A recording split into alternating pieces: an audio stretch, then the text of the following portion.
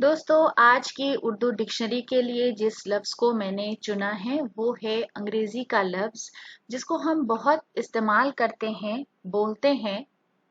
तो वो लफ्ज़ है सेल्फ रिस्पेक्ट। तो आज के इस वीडियो में मैं आपके साथ शेयर करने वाली हूँ कि सेल्फ रिस्पेक्ट को उर्दू और हिंदी में क्या कहा जाता है।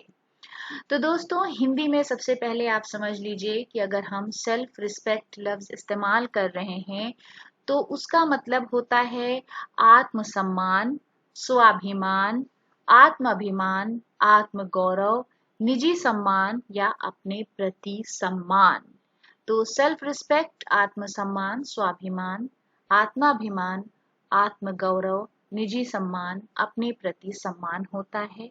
और उर्दू में सेल्फ रिस्पेक्ट के लिए लफ्ज खुददारी, ज़मीर, इज्जत नफ्स या गैरत इस्तेमाल किया जाता है।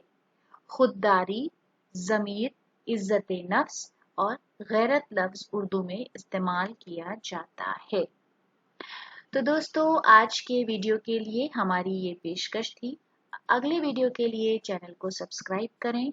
वीडियो देखने के लिए बहुत बहुत शुक्रिया।